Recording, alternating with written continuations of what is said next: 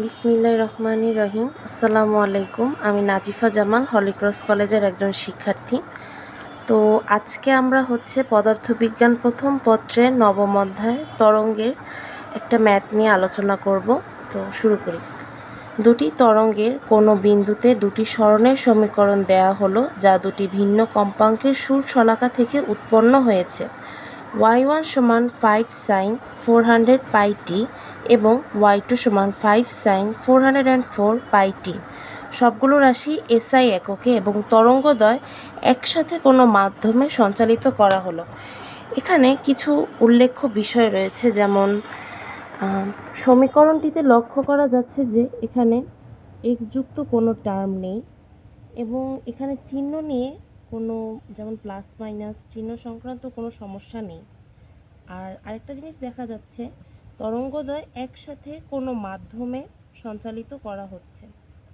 তো এই ম্যাথটা সলভ করার জন্য আমাদেরকে কিছু বেসিক কনসেপ্ট থাকতে হবে, যা হচ্ছে বিট বা স্বরকম্পের উপর। তো আমরা সেই বেসিকটাকে একটু জেনে আসি। বিট বা স্বরকম্প সম্পর্কে জেনে নিই। বিট বা স্বরকম্প সম্পর্কে জানতে গেলে আমাদেরকে অবশ্যই এই ডেফিনেশনটা সম্পর্কে ভালোভাবে ধারণা রাখতে হবে। তো এর সংজ্ঞাটা হচ্ছে প্রায় সমান বিস্তার, ভিন্ন কাছাকাছি কম্পাঙ্কের পার্থক্যের দুটি সাউন্ড ওয়েভ একই সাথে একই সরলরেখায় একই দিকে একই বেগে সঞ্চালিত অর্থাৎ চলমান হতে থাকলে তাদের উপরিপাতনের ফলে শব্দ তরঙ্গের তীব্রতার পর্যায়ক্রমিক হ্রাস বৃদ্ধি ঘটে, তাকে বিট বলে। এখানে অনেকগুলো টার্ম চলে এসেছে, তো আমি সবগুলো ভেঙে ভেঙে দেখানোর চেষ্টা করব। তো এটার ডেফিনিশন জানতে গেলে আমাদেরকে ফার্স্ট যে পয়েন্টটা জানতে হবে সেটা হচ্ছে প্রায় সমান বিস্তার।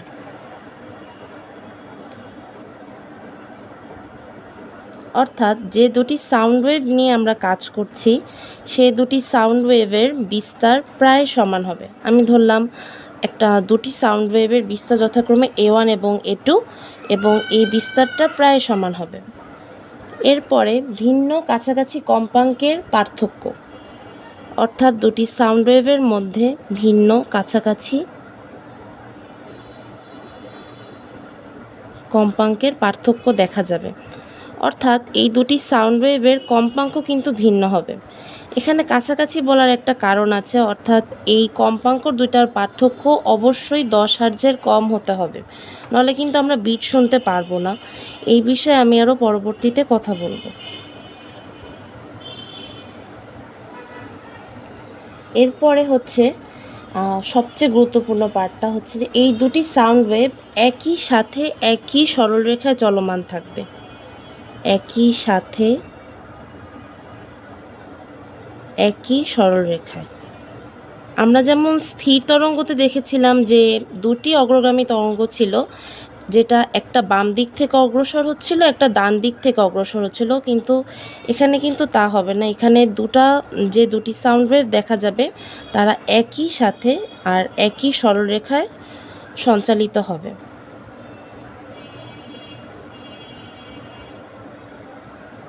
এবং এই দুটি সাউন্ড ওয়েভের দিক অবশ্যই এক হবে এবং তারা একই বেগে চলমান থাকবে, অর্থাৎ তাদের দিক একই হবে।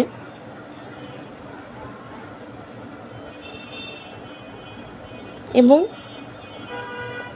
এদের বেগের মানটাও সেম হবে, অর্থাৎ এদের একই বেগ হবে। এরপরে এই দুটি সাউন্ড ওয়েভের মধ্যে উপরিপাতন ঘটবে। উপরিপাতন হচ্ছে মানে এদের মধ্যে ওভারল্যাপিং ঘটবে। আমি চিত্র আঁকার সময় বিষয়টা ক্লিয়ার করব। অর্থাৎ এই দুটি সাউন্ড ওয়েভের উপরিপাতন ঘটবে। যখন এই উপরিপাতনটা ঘটবে তখন শব্দ তরঙ্গের তীব্রতার পর্যায়ক্রমিক হ্রাস বৃদ্ধি ঘটবে, অর্থাৎ দেখা যাবে একসময় উচ্চ তীব্রতার শব্দ এবং তার কিছুক্ষণ পরেই নিঃশব্দ শব্দ শোনা যাচ্ছে, অর্থাৎ তীব্রতার পর্যায়ক্রমিক হ্রাস বৃদ্ধি, অর্থাৎ একটা সময় হ্রাস হবে একটা সময় বৃদ্ধি হবে, এরকম দেখা যাবে। তীব্রতার পর্যায়ক্রমিক হ্রাস বৃদ্ধি ঘটবে।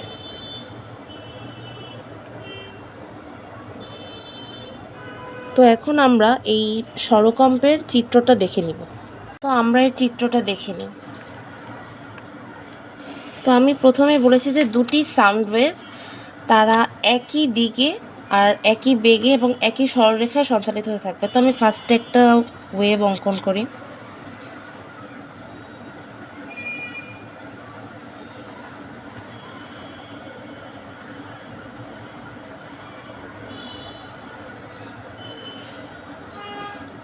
এবং আরেকটি ওয়েভ যেটা এটার একই সরলরেখায় থাকবে এবং একই দিকে থাকবে, কিন্তু এদের মধ্যে এদের কম্পাঙ্কটা ভিন্ন হবে।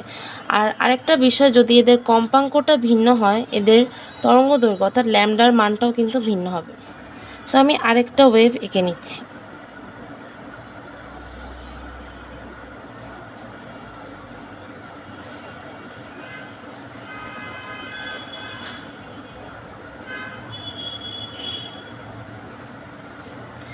এখানে কিন্তু দেখা যাচ্ছে দুটি সাউন্ড ওয়েভের মধ্যে উপরিপাতন ঘটেছে, অর্থাৎ একটি ওয়েভ আরেকটা ওয়েভের উপর দিয়ে অধিক্রমণ ঘটেছে। তো যখন এরকম দুটি সাউন্ড ওয়েভ হবে তখন এর রেজাল্ট হিসেবে কি দেখা যাবে আমরা সেটা জেনে নিই। রেজাল্ট হিসেবে যেটা শো করবে,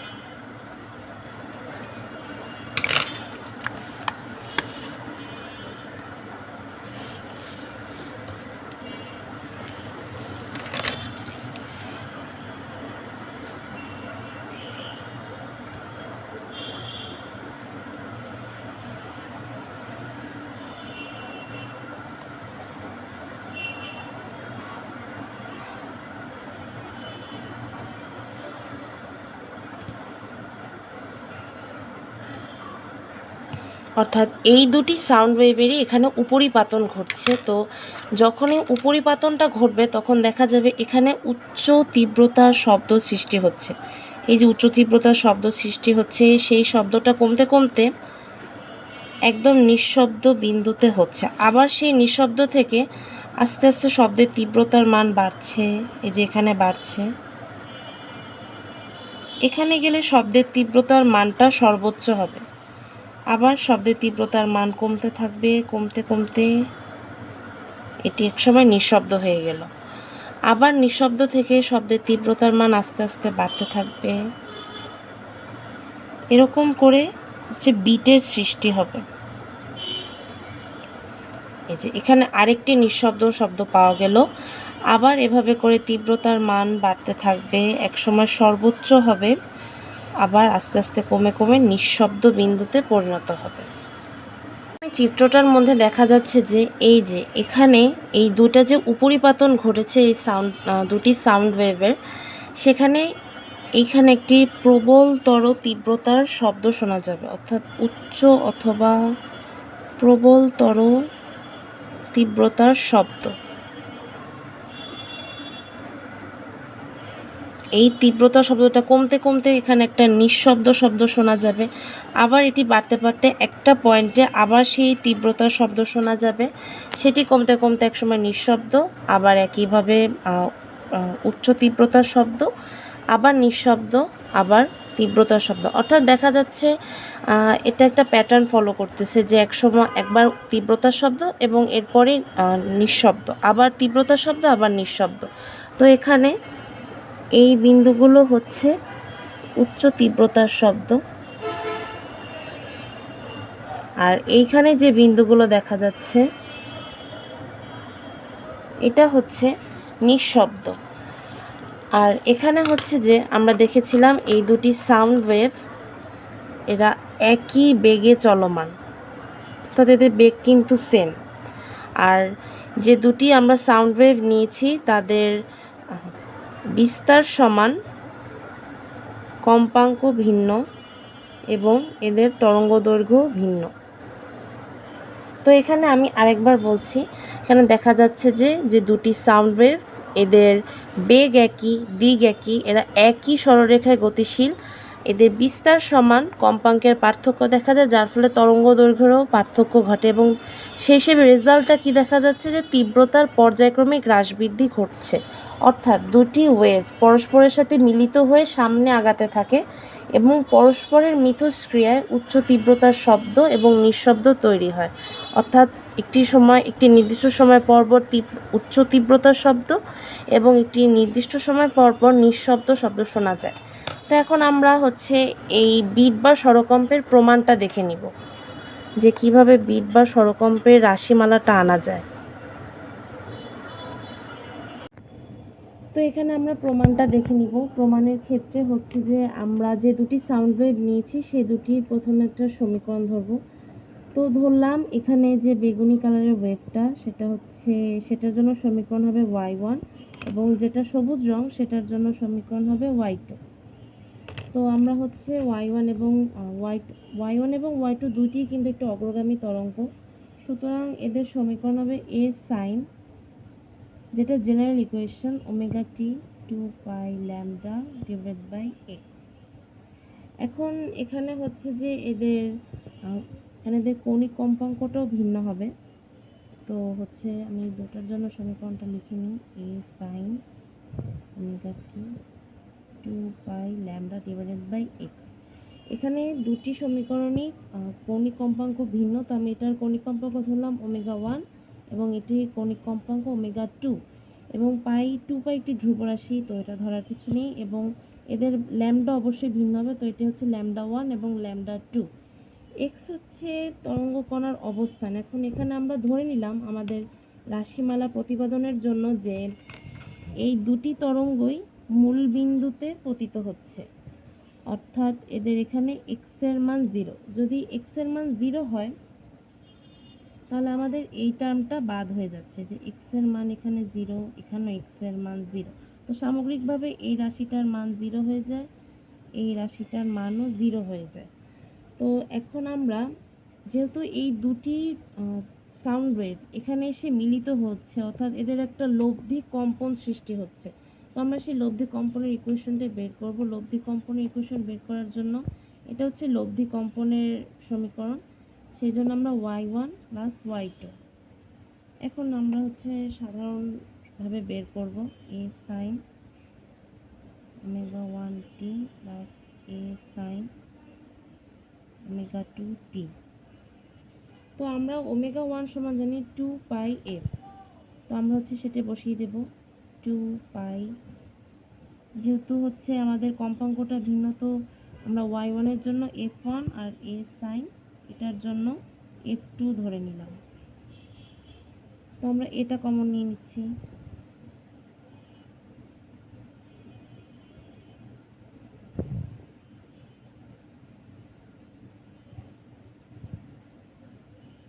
তো আমরা এখন ত্রিকোণমিতিক সূত্র অ্যাপ্লাই করব। এখানে হচ্ছে আমরা ধরলাম এটা সাইন সি, এটা হচ্ছে আমরা এটাকে সি ধরলাম এবং এটাকে ডি ধরলাম। আমরা sine C plus sine D এর সূত্র জানি, sine C plus sine D সমান সমান 2 sine C plus D by 2 আর cos C minus D by 2।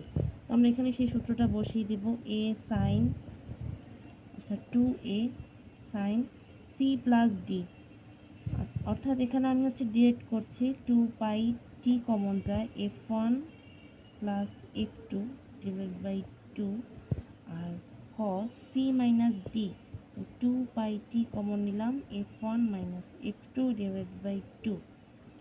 তো এখানে আমি হচ্ছে cos যুক্ত টার্মটাকে একটু আগে লিখব। তো আমরা cos যুক্ত টার্মটাকে আগে লিখে ফেলি, 2a cos 2 pi t f1 minus f2 divide by 2 আর sine 2 pi t f1 plus f2 divided by 2। এখানে দেখা যাচ্ছে যে x যুক্ত কিন্তু কোনো টার্ম নেই, আর এটাই হচ্ছে আমাদের লব্ধি কম্পনের সমীকরণ, এটাই আমাদের নির্ণেয় লব্ধি কম্পনের সমীকরণ। তো এটাকে আমরা কিছু মডিফাই করব, যেমন এখানে আমরা যখন স্থির তরঙ্গ বা অন্যান্য তরঙ্গ নিয়ে পড়াশোনা করেছি তখন আমরা বিস্তারটা বের করেছি, তো আমরা হচ্ছে এই লব্ধি কম্পনেরও বিস্তারটা জেনে নিব। তো লব্ধি কম্পনের বিস্তার হচ্ছে এতটুকু, 2a এবং cos যুক্ত টার্ম, এটা হচ্ছে লব্ধি কম্পনের বিস্তার। লব্ধি কম্পনের বিস্তার যাকে আমরা ক্যাপিটাল লেটার a দিয়ে প্রকাশ করতে পারি। অর্থাৎ a সমান সমান 2a cos f1 minus f2 divided by 2। আর এখানে আরেকটি বিষয় লক্ষণীয় যে এখানে কিন্তু দুটি কম্পাঙ্কের গড় করা হয়েছে, অর্থাৎ এই যে f1 plus f2 divided by 2 এটাকে আমরা কিন্তু গড় কম্পাঙ্কও ধরতে পারি। অর্থাৎ এখানে আমরা দেখতে পাচ্ছি যে কসযুক্ত টার্ম দিয়ে আমরা বিস্তারের সাহায্যে একটু পরে আমরা হচ্ছে প্রবলতর শব্দ এবং নিঃশব্দ শব্দ কখন শোনা যাবে সেটা বের করব। আর সাইনযুক্ত টার্ম দিয়ে আমরা গড় কম্পাঙ্ক হিসাব করতে পারি। তো এখানে আমরা হচ্ছে শুরুতে আমি একবার বলেছি আর একবার আমি বলে দিচ্ছি, দুটি বিট শুনতে গেলে অবশ্যই এদের কম্পাঙ্কের পার্থক্যের মান 10 হার্জের কম হতে হবে। অর্থাৎ f1 minus f1 difference f2 less than 10 hertz হতে হবে, তখনই আমরা একটি বিট শুনতে পারবো। আর আমরা বিট কাকে বলবো, যদি আমরা বিটের সংজ্ঞা জানতে চাই তো হচ্ছে এখানে হচ্ছে আমরা যে দুটি প্রবলতর শব্দের শব্দকে বিট বলে, অর্থাৎ পরপর দুটি প্রবলতর শব্দকে বিট বলে। আবার সেম একইভাবে যে পরপর দুটি নিঃশব্দ শব্দকে আমরা বিট হিসেবে বলতে পারি। এটি হচ্ছে বিটের সংজ্ঞা। তো এখন আমরা লব্ধি কম্পনের নির্ভরশীলতাটা জেনে নিব।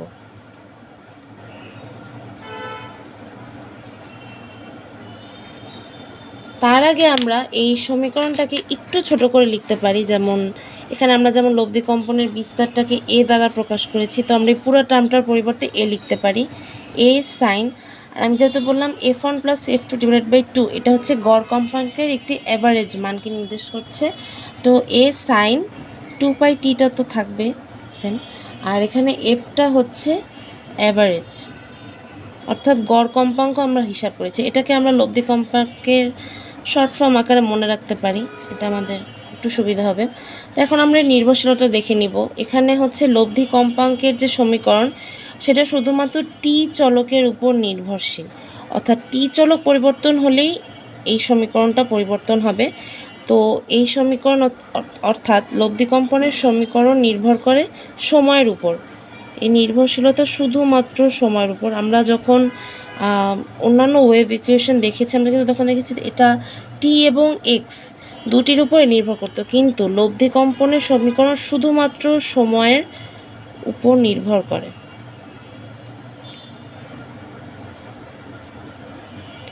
এখন আমরা জেনে নিব যে কখন আমরা প্রবলতর শব্দ শুনতে পারবো এবং কখন আমরা হচ্ছে নিঃশব্দ শুনতে পারবো।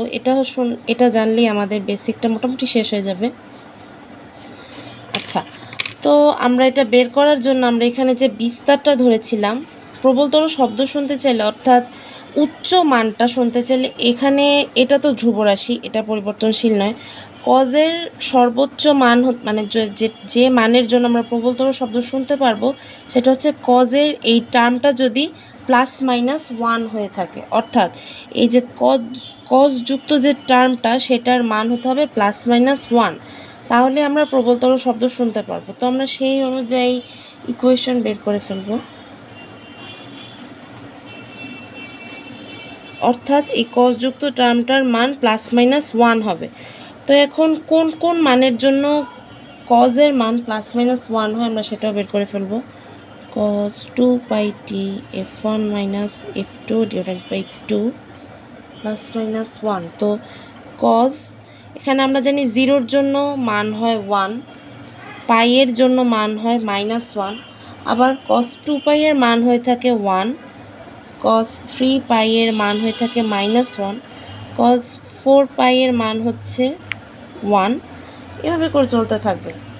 তো এখান থেকে আমরা কিছু কিছু জিনিস কেটে ফেলতে পারি। cos টার্মটা কাটা গেল, 2 টার্মটা কাটা গেল, এবং এখান থেকে আমরা হচ্ছে পাই টি এটা রাখলাম।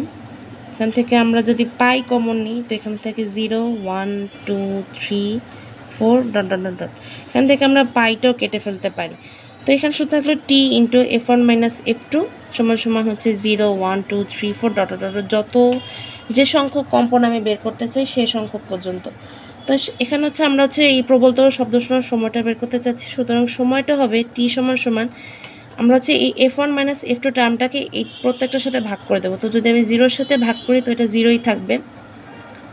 1 দ্বারা ভাগ করার ক্ষেত্রে F1 মাইনাস F2 2 দ্বারা এটা প্রত্যেকটার হরে ভাগ হয়ে যাবে।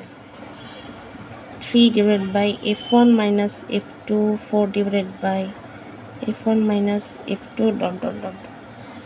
তো এখানে হচ্ছে এইটাই হচ্ছে আমাদের নির্ণেয় প্রবলতর সময় নির্ণয় করার সমীকরণ। একটু দাগ দিয়ে রাখছি, দাগটা বাঁকা হয়ে গেল, ঠিক আছে, সমস্যা নেই। তো এখানে হচ্ছে, তো আমরা এই সমীকরণটা একটু অ্যানালাইসিস করি। এখানে এইটা হচ্ছে প্রথম প্রবলতর শব্দ শোনার সময়, প্রথম প্রবলতর শব্দ, তো ফার্স্ট। এটা হচ্ছে দ্বিতীয়, এটা হচ্ছে তৃতীয়, এটা হচ্ছে চতুর্থ। এখন কেউ যদি আমাদেরকে বলে যে 50তম প্রবলতর শব্দ শোনার সময়, এটা তো আমরা হচ্ছে একদম 1 2 3 4 এভাবে করে যেতে পারবো না। তো এখানে আমরা একটা জিনিস লক্ষ্য করতে পারি যে যখন n এর মান 1 তখন এটা 0, অর্থাৎ এটার nতম রাশিটা হবে যে n-1। F1 মাইনাস F2টা তো আনচেঞ্জ, এটা চেঞ্জ হবে না। অর্থাৎ যখন আমি হচ্ছে দ্বিতীয় প্রবলতর শব্দ যখন বের করছি তখন কিন্তু এই উপরে এই রাশিটার মান হচ্ছে কিন্তু 1 2 না কিন্তু। তো যদি আমি এটাকে n এর মান ধরি, n যদি আমি বলি যে যততম কম্পন আমি শুনতে চাচ্ছি সেটা, তো সেটা থেকে আমি হচ্ছে 1 বিয়োগ করবো, তাহলে হচ্ছে আমরা কাঙ্ক্ষিত, যদি আমি 50তম শুনতে চাই, যদি আমি 99তম শুনতে চাই, সেই অনুযায়ী আমরা পেয়ে যাব। তো এটা হচ্ছে এখান থেকে যদি আমি তাহলে একটা জিনিস লিখি যে 50, যদি আমি 50তম প্রবলতর শব্দ শুনতে চাই তাহলে এটা রাশিমালা হবে হচ্ছে 50-1 F1 মাইনাস F2, অর্থাৎ 49 divide by F1 minus F2। এটা আমাদের একটা one kind of general form. এটা থেকে আমরা অন্যান্য আরও বড় যদি 200 300 যে মানই দিক সেটা বের করতে পারবো। তো এভাবে করে আমরা নিঃশব্দ শোনার সময়টা বের করে ফেলবো। তো আমরা নিঃশব্দ শব্দ বের করার আগে আরেকটা জিনিস দেখে নিব, আমি বলতে ভুলে গেছি, সরি। তো পরপর দুটা প্রবলতর শব্দ, এখানে যেমন চিত্রে এই যে পরপর দুটা প্রবলতর শব্দ শোনার সময়কে কিন্তু আমরা বিট বলছি। তো এই সময়টার পার্থক্য কত, অর্থাৎ কতক্ষণ সময় পরপর আমরা একটা প্রবলতর শব্দ শুনতে পারবো সেটা আমরা বের করে ফেলি। অর্থাৎ পরপর দুটা প্রবলতর শব্দ শোনার মধ্যবর্তী সময়,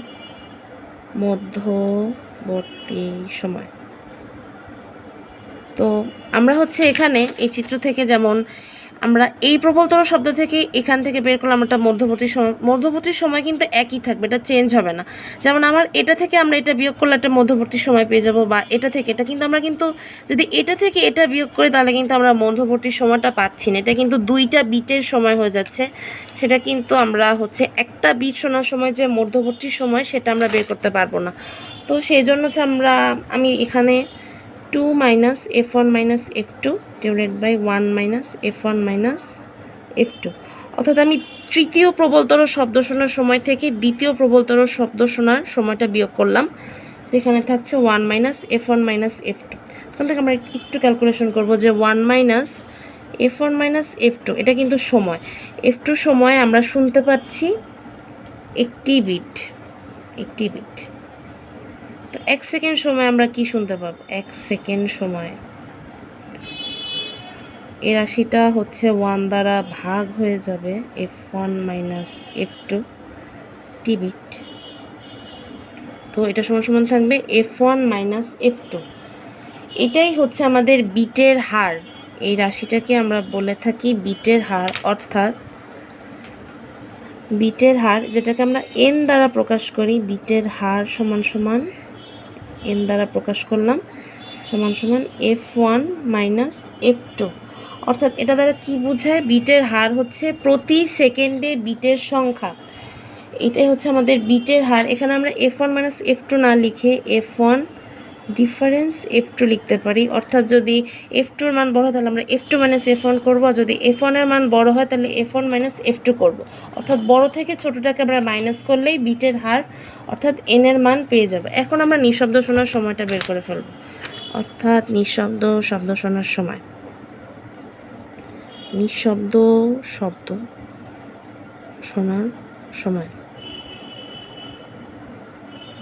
তো এখানে যেমন আমরা প্রবলতর শব্দ বের করার সময় দেখেছি যে কজযুক্ত টার্মটার মান হচ্ছে সর্বোচ্চ, অর্থাৎ +-1, বা কজের সর্বোচ্চ মানটাকে নিয়ে আমরা কাজ করেছি। তেমনি নিঃশব্দ শোনার সময় এই কজযুক্ত টার্মটার মান 0 হতে হবে, তাহলে আমরা নিঃশব্দ শব্দ পেতে পারবো। তো সেই অনুযায়ী আমরা ইকুয়েশন বের করে ফেলি। cos 2πt f1 - f2 / 2 = 0। অর্থাৎ এখন আমরা দেখব যে cos কি মানে কতর জন্য কজের মানটা হচ্ছে 0 হয়ে থাকে। f1 - f2 / 2 cos 90 ডিগ্রির মান 0, 3π/2 অর্থাৎ 270 ডিগ্রির মান 0, আবার 5π/2 7π/2 এর জন্য এর মানটা 0। অর্থাৎ এই সকল মানের জন্য কজের মানটা 0 থাকে। তো এখান থেকে cos কাটা যায়, 2 কাটা যায়। এখান থেকে যদি আমরা পাই কমন নিই, সেটা আমি নেক্সট লাইনে করি, πt f1 - f2। যদি আমরা পাই কমন নেই তাহলে থাকে হচ্ছে 1/2, 3/2, f/2, 7/2 ... এখানে আমরা পাই কেটে দিচ্ছি। একইভাবে আমরা যে নিঃশব্দ শব্দ শোনার সময় অর্থাৎ টি বের করার জন্য আমরা হচ্ছে f1 - f2 টার্মটাকে এই ডান পাশে পাঠিয়ে দেব, অর্থাৎ এটা হর দ্বারা ভাগ হয়ে যাবে। 2 - f1 - f2 = লবে 3, নিচে হচ্ছে 2 f1 - f2 5 = 2 / f1 - f2। তো এতটুকু লিখলে হবে। এটাই হচ্ছে আমাদের নিঃশব্দ শোনার কাঙ্ক্ষিত সময়, অর্থাৎ এত সেকেন্ড সময় পর আমরা নিঃশব্দ সময় শুনতে পারবো। অর্থাৎ এটা হচ্ছে প্রথম নিঃশব্দ শোনার সময়, নিঃশব্দ শব্দ। আবার আমরা হচ্ছে এই দুইটা টাইমের যে ডিফারেন্স, এই সময়টা পর হচ্ছে আমরা এই দ্বিতীয়টা শুনতে পারবো। এভাবে করে আমরা নিঃশব্দ শব্দ শুনতে থাকবো। তো একইভাবে আমরা সেই মধ্যবর্তী সময়টা বের করে ফেলি।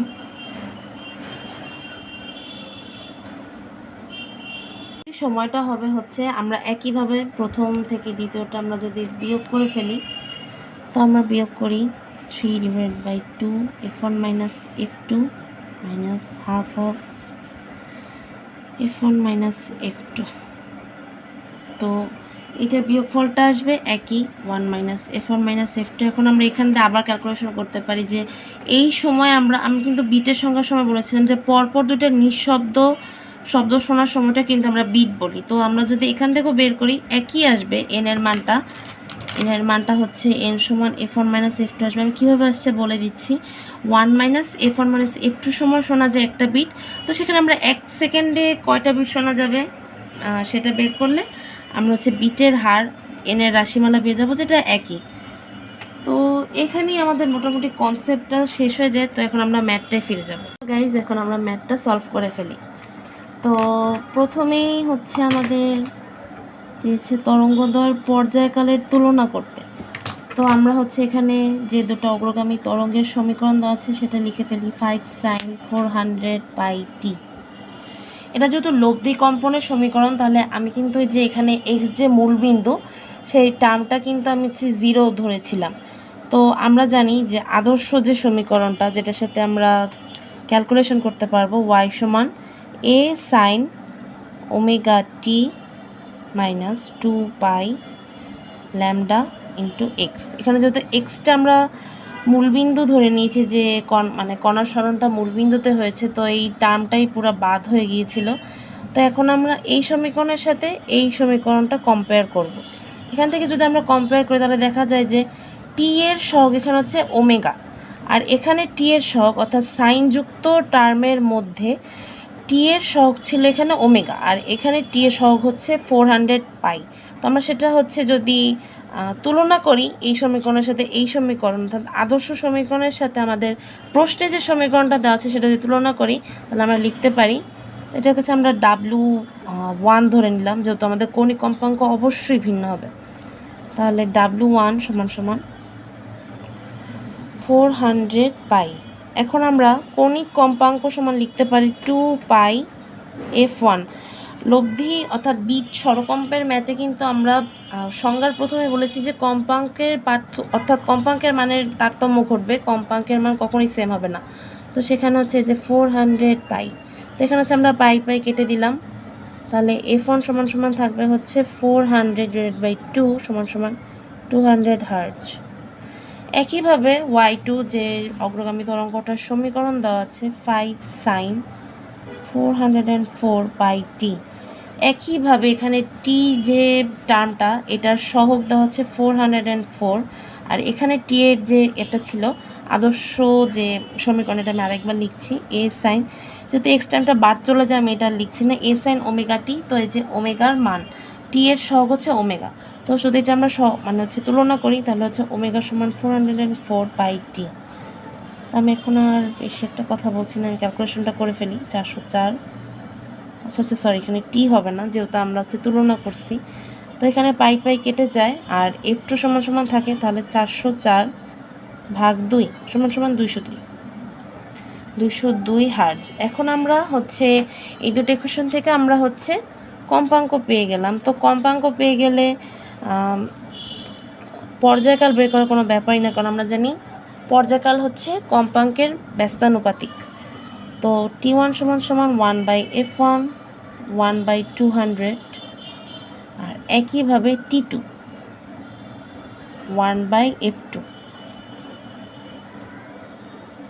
তো আমি এখন মানটা বের করে ফেলবো।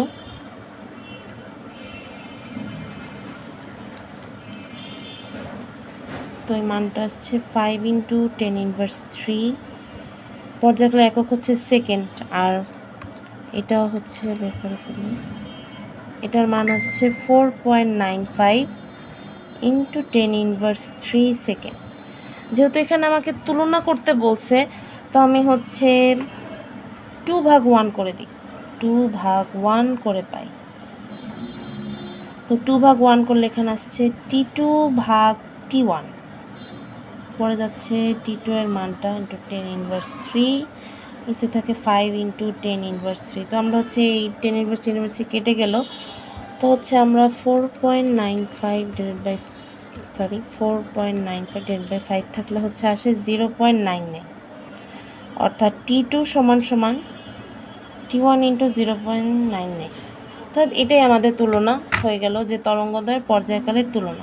তখন আমরা 2 নম্বর ম্যাথটা সলভ করে ফেলি। 2 নংটা অনেক ইজি, যেহেতু আমি একটু আগেই নিঃশব্দ, আচ্ছা বলে ফেললাম কেন, এটা নিঃশব্দ হবে। এখানে বলছে যে তরঙ্গদয়ের ক্ষেত্রে লক্ষ্য করা গেল নির্দিষ্ট সময় অন্তর অন্তর কোনো শব্দ শোনা যাচ্ছে না। আচ্ছা, শব্দ শোনা যাচ্ছে না এটা হচ্ছে কখন? আমরা বিটে কি দেখেছি, একবার হচ্ছে অনেক তীব্রতার শব্দ শোনা যাচ্ছে, আবার এক সময় শব্দ শোনা যাচ্ছে না। তো সেটাই হচ্ছে এখানে নিঃশব্দ শব্দকে ইন্ডিকেট করছে। এখন পরীক্ষার হলে আমাদের একটা কনফিউশন হতে পারে যে কীভাবে বুঝবো এটা বিটের ম্যাথ, কারণ পরীক্ষার সময় আমাদেরকে সব কনসেপ্ট একসাথে মাথায় রাখতে হয়। তো সেখানে কিছু মানে আমরা ইকুয়েশন দেখে কিছু টার্ম দেখতে পারি, মানে বুঝতে পারি।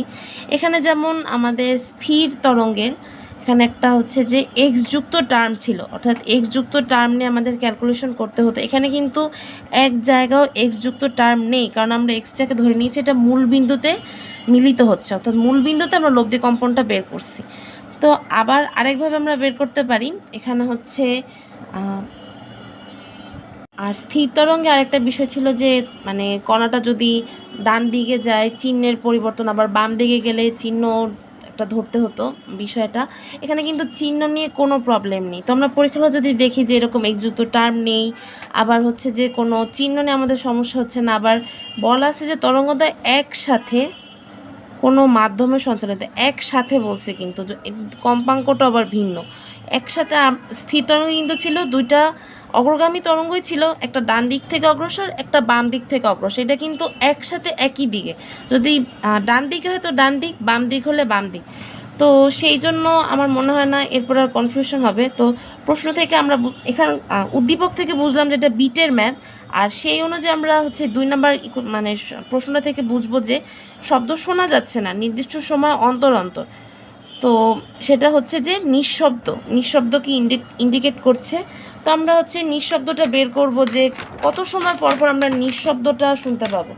তো সেই জন্য আমরা হচ্ছে যে y1 আর y2টা এই পৃষ্ঠা আরেকবার লিখে নিই, যেহেতু আমার ওই পৃষ্ঠায় ম্যাথটা করা হয়নি। 400πt, আর y2 সমান সমান হচ্ছে 5 sin 404 পাই টি। তো এখানে হচ্ছে আমরা লব্ধি কম্পনের ইকুয়েশনটা জলদি বের করে ফেলবো। আমি একটু তাড়াতাড়ি করছি। 5 sine 400 pi t plus sine 404 pi টি।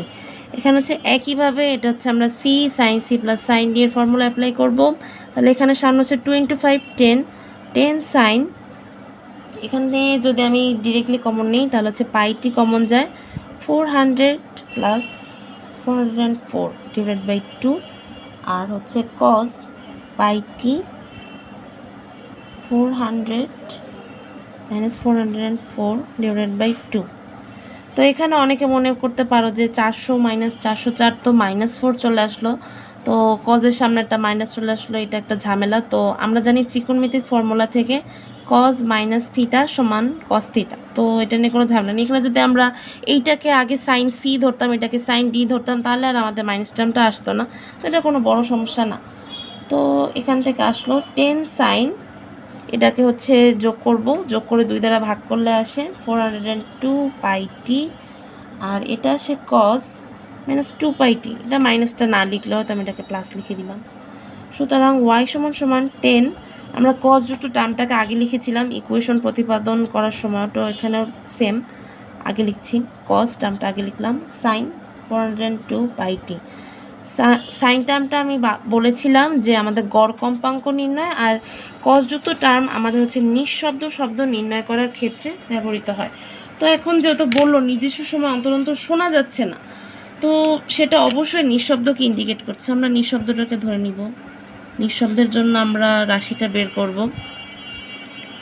এখন নিঃশব্দের জন্য আমরা কি বলেছিলাম যে কসযুক্ত যে টার্মটা এটা তো ধ্রুব সংখ্যা, কসযুক্ত যে টার্মটা সেটাকে হচ্ছে অবশ্যই 0 হতে হবে, 0 না হলে এর মানটা মিলানো সম্ভব হবে না, অর্থাৎ নিঃশব্দ শোনা যাবে না, অর্থাৎ এটার মান 0 হবে। এখন কস কিসের জন্য মান 0 হয়, আমি আরেকবারও বলেছি, cos pi by 2, 3 pi by 2, 5 pi by 2, 7 pi by 2 dot dot dot dot. এখানে কস টার্মটা কাটা যায়, এখানে হচ্ছে আমাদের পাই টার্মটাও কমন নিলে কাটা যাবে, এবার ডিরেক্টলি কেটে দিচ্ছি। তো আমাদের 2t সমান থাকে হাফ, 3/2, 5/2, 7/2 ডট ডট। এখন t সমান বের করে ফেলবো, 1/4, 2 দ্বারা হচ্ছে প্রত্যেকটা হওয়ার ভাগ যাচ্ছে, অর্থাৎ ভাগ মানে হচ্ছে 2 দ্বারা হচ্ছে হর গুণ হচ্ছে, তো 5/4, 7/4 ডট ডট ডট ডট। এইটাই হচ্ছে আমাদের নিঃশব্দ। ওরা যে বলছে নির্দিষ্ট সময় অন্তর শব্দ শোনা যাবে না, এই কারণেই শোনা যাবে না যে নিঃশব্দ হবে, এবং নিঃশব্দটা নির্দিষ্ট সময় অন্তর, অর্থাৎ 1/4 সেকেন্ড সময়ে আমরা প্রথম নিঃশব্দ শুনবো, 3/4 সেকেন্ড আমরা দ্বিতীয় নিঃশব্দ শুনবো, তৃতীয় নিঃশব্দ শুনবো আমরা 5/4 সেকেন্ডে। তো এখন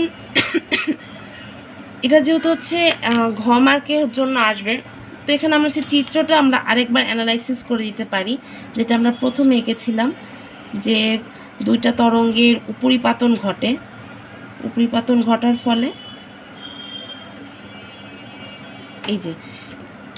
এই যে এখানে হচ্ছে এই যে উচ্চ শব্দ, উচ্চ তীব্রতার, এই যে এখানে প্রথম আমরা নিঃশব্দ শব্দ পেলাম, আবার সেমভাবে এটা হচ্ছে একটা তীব্রতর শব্দ, এটা হচ্ছে নিঃশব্দ, আবার সেমভাবে এখান থেকে একইভাবে এই যে এটা একটা উচ্চতর তীব্রতার শব্দ, আবার আমরা একটা নিঃশব্দ শব্দ। এখন আমরা বলতে পারি এই নিঃশব্দ সময়টা হচ্ছে 1/4, এটা হচ্ছে 3/4, এটা হচ্ছে 5/4।